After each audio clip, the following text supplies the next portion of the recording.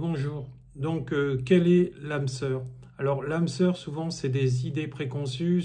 Souvent, on croit que l'âme sœur est dans le couple. L'âme sœur dépasse le corps physique. Donc, c'est-à-dire que les âmes sœurs sont souvent des amis, des parents, etc., mais se retrouvent très rarement dans une notion de couple. Le couple est une notion d'élévation en travail en miroir, c'est-à-dire c'est une croissance spirituelle. La notion d'âme sœur est une notion bien sûr divine.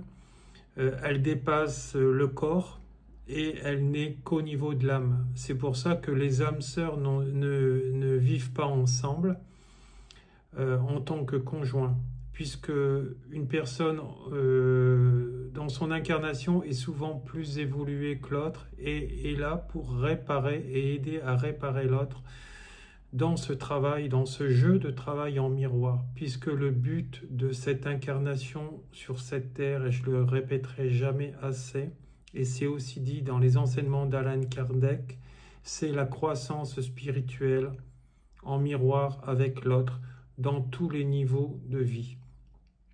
Je dis bien tous les niveaux de vie. Il faut savoir que notre vraie famille n'est pas celle du sang.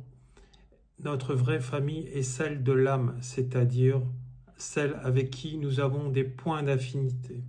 Alors il se peut qu'il y a certains éléments dans votre famille, comme moi par exemple avec ma cousine Céline, mais on peut avoir d'autres points d'affinité avec d'autres personnes. C'est-à-dire que ces points d'affinité, c'est souvent des personnes même qu'on connaît dans la rue, qu'on rencontre comme ça, sur des stages ou à droite, à gauche.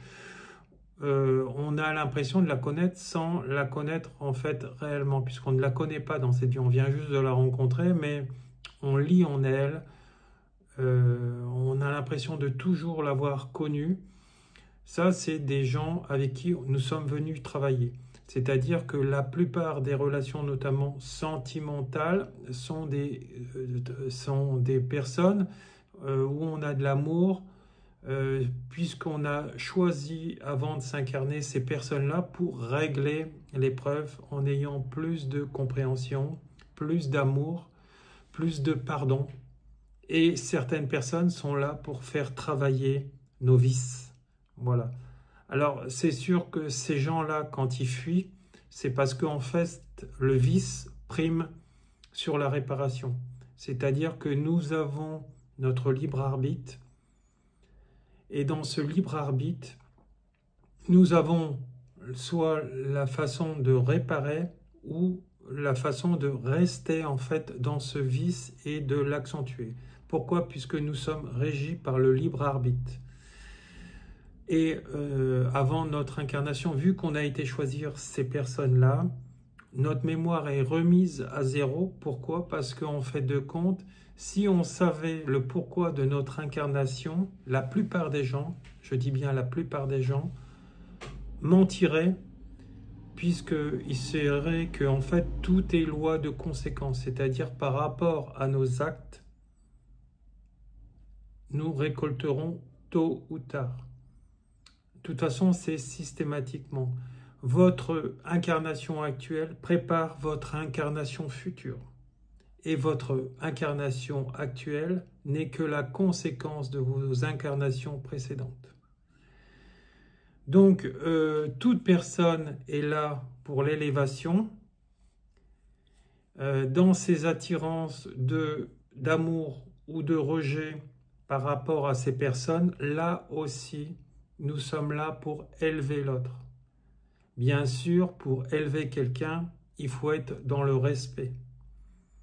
On ne peut pas élever quelqu'un si la personne en face de nous, elle est irrespectueuse. Ça, c'est l'incarnation qui le demande. Et la réparation.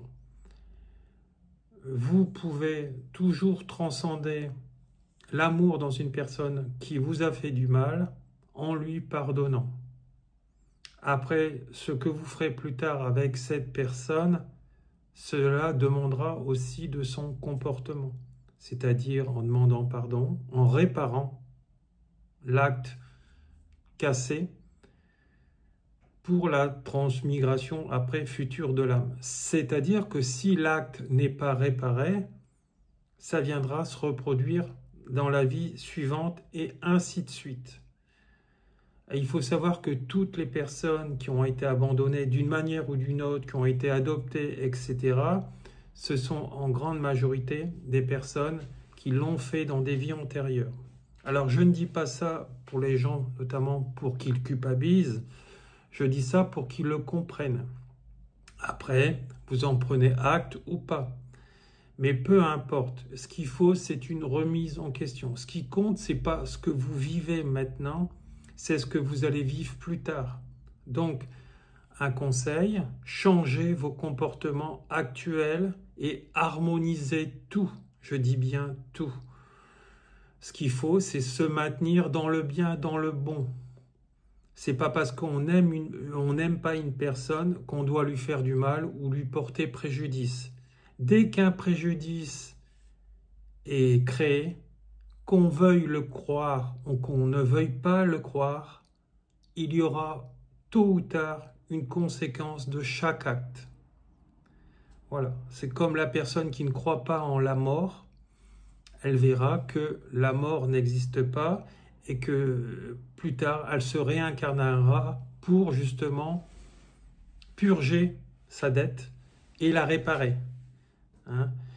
Bien sûr, dans les différents actes négatifs qui sont créés, certains passeront par le purgatoire et d'autres non, monteront directement à la source. Je dis bien que tous les comportements peuvent être réparés le plus rapidement possible avant de mourir.